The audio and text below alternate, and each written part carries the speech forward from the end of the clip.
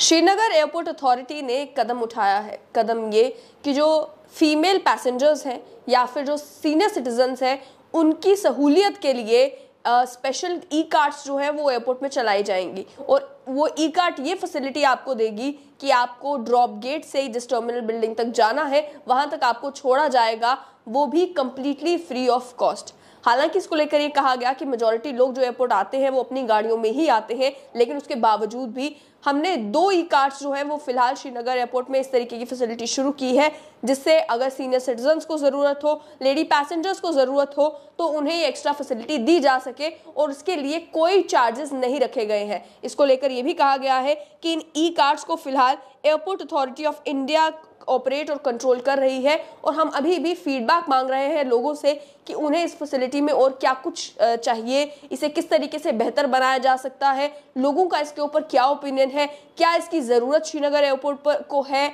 या नहीं है, या अलग अलग तरीके का जो भी लोगों का फीडबैक है वो मांगा गया है। इस पर ट्वीट करके श्रीनगर एयरपोर्ट अथॉरिटी ने ये कहा है कि हम इस सर्विस को इंट्रोड्यूस कर रहे हैं एक्सपेरिमेंटल बेसिस पर और अभी ये फ्री ऑफ कॉस्ट है। कृपया करके अपना आप फीडबैक दें कि आपको इससे कितना फ़ायदा होगा, क्या आपको लगता है कि ये फीडबैक क्या आपको लगता है कि ये सर्विस ठीक है या नहीं है। इसमें यह भी कहा गया कि जो ई कार्ड सर्विस शुरू की गई है ये ड्रॉप गेट से टर्मिनल बिल्डिंग तक है और टर्मिनल बिल्डिंग से वापस ड्रॉप गेट तक है और ये स्पेशल कन्वीनियंस के लिए है लेडी पैसेंजर्स के और सीनियर सिटीजन्स के। अगर आप एयरपोर्ट्स पर जाते हैं, दिल्ली एयरपोर्ट पर जाते हैं या अन्य किसी भी एयरपोर्ट पर जाते हैं तो ई कार्ड फैसिलिटीज़ वहाँ पर मौजूद होती हैं, लेकिन मेजॉरिटी केसेस में ई कार्ड फैसिलिटीज़ आपको या तो केवल सीनियर सिटीजन्स के लिए मिलेगी या फिर आपको ई कार्ड सर्विसेज तभी मिलेगी अगर आप फर्स्ट क्लास टिकट लेकर पहुँचे हैं या प्रीमियम इकोनॉमी की टिकट लेकर पहुँचे हैं। सभी के लिए free of cost E card services ये बहुत कम एयरपोर्ट्स पर देखने को मिल रहा है, लेकिन चूंकि श्रीनगर एयरपोर्ट ने ये इनिशिएटिव लिया है